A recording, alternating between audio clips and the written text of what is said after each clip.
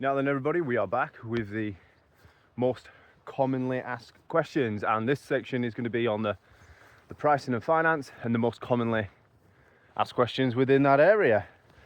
And number one is going to be, how much should I charge for dog walking? Obviously. And you know, this is a little bit of a loaded question. Like, it all depends. It depends on your area, the services you offer, how long you're walking for, what, you know, just all sorts of different things. Are you doing groups? Are you doing solos? Are you doing niche? Are you doing hike walks? Do you know what I mean? You're working reactive dogs. And again, once you figured them out, it depends on the area as well. So my best advice to you would be to do some market research, get yourself onto the local groups, look at the local dog walkers. Now, obviously don't copy their prices, but find out what they're typically charging, because it can range, like where I am, it can range from anything from like 12 up to £15 for a group walk. So, you know, anywhere in there, but you don't want to be copying other people. So the best thing to do is decide how much you need to make. You need to look at each week and decide how much you need to make each week. And then once you've decided that, you need to decide how many dogs a week you're going to walk. How many can you want to manage? How many do you want to walk? How many walks per day do you want? How many dogs do you want in each group? How many do you feel comfortable taking?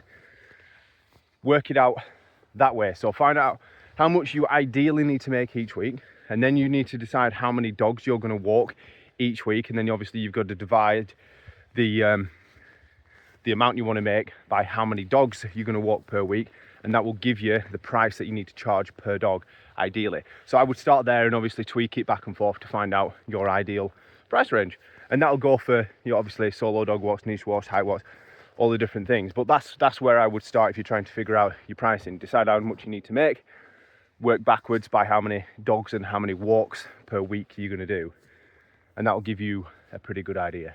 The next question was, should I charge per walk, per hour, or per dog? And honestly, again, it depends on how you want to run things. Like I say, if you're doing half an hour walks, then you obviously want to charge half an hour. If you're doing hour walks, then you're doing this. If you're doing 45-minute walks, I would charge for the thing. So I wouldn't charge per dog. I would just charge per the time of the service that you'll be doing. Bear in mind that when I say I do 45-minute to an hour walks, that 45-minute to an hour starts as soon as all the dogs are out the car and we've started the walk. It doesn't include the guys' pick-up time, drop-off times in between. So take that into account as well. And that is purely because if I pick a dog up first, depending on the routing, they could be with me for half an hour before we even get to the walk. So that's unfair to that dog because they would lose half of that time. So the walk time and the charge time starts from the moment that we start the walk. You know, so I do sort of say it is per 45 minutes to an hour, but some people will just phrase it as we just charge £14 per walk or £25 per walk. Do you know what I mean? So it depends on you, on how you want to structure it. The next question was, should I offer loyalty discounts, loyalty packages for existing customers or long-standing customers, or should I offer discounts? Now, I do not offer a loyalty package for long-standing customers. That's just not something that I offer. Discount wise, I don't really do discounts. You know, I don't say, oh well, if you're booking for 5 days you get so much off the last walk. I don't do discounts like that. The only thing that I do is I offer a multi-dog discount for duos, like triples, and because I've got some people that have 4 dogs that come from the same house, so I offer a discount, but the discount is only for the fact that I'm not having to run around and, you know, pick up, you know, loads of dogs. It saves me a little bit of time, so I offer a little bit of a discount for that. So duos get a very small discount, and then obviously trios, and then I think the discount is a little bit better. But that's what I offer. Not everybody offers discounts, because that dog at the end of the day is actually filling up a space that could potentially be taken with a full paying dog. So some people don't offer discounts because, you know, they are really taking a slot. But for me, sometimes when the duos come, they can actually share a space, which means it's a little bit easier grouping wise in the car, traveling and logistics and stuff like that. So I offer a tiny discount for people that are sending multiple dogs. Next one was, how do I handle payments, like cash, card, or online? Loads of people are going to do this completely differently, so you're going to have to do a bit of research and decide what is best to work for you. Some people that sort of just go once a week will sometimes leave cash out, and I will handle it a different way. And then, but majority of the people that I walk, the way that I like to do it is that I can create invoices on my banking app, on my Monzo Bank. I could create invoices there, and then what I can do from that is share that invoice to the client, which gives them a link. They just tap the link, and it's an easy payment.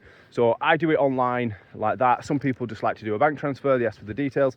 You know, it depends per client, but you know, typically 90% of mine all do it via a simple payment link, which works well for us.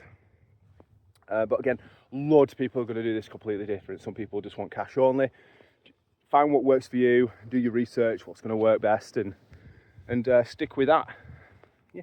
The last one was, what expenses can I deduct as a professional dog walker? Now, you're obviously going to want to go onto the government website and try and find out the extensive list and all the little bits and ins and outs of what you can and can't do, because there will be certain little grey areas with it. But yeah, typically, you know, fuel and mileage costs, you could put them through. You could put car maintenance and your insurance through if the vehicle you're using is like pretty much all business use. And then you could put like pretty much like 90% of all your dog supply through: leashes that you've bought, collars that you've bought, poo bags that you've bought, water bowls that you've bought, towels that you've bought, cleaning products, first aid kit, water bottles, water bowls, your first aid kit, I think I said that, treats they can go through. You know, if you've got like utilities, office supplies, phone contracts and stuff like that, depending on the percentage that is used, that could go, some of that could go through as well. You know, if you're printing your own flyers and you're making your own business cards, things like that. If you've got a business contract for your phone, that could go through.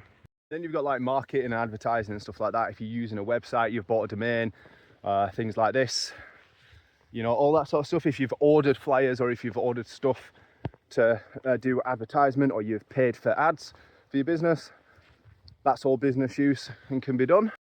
Then you've got things like, you know, like improving your skills. You know, if you've taken a course or if you've done a first aid training course, that can go through. If you're a part of any professional memberships, the memberships could go through. And because I don't have it in mind, I'm not actually 100% sure, but I'm pretty sure that if you've got you know, business licensing, you know, to use certain places, like I know, like the Woodland Trust are asking for permits, or if you've got permits to use certain parks, if you pay for the permits, they could go through.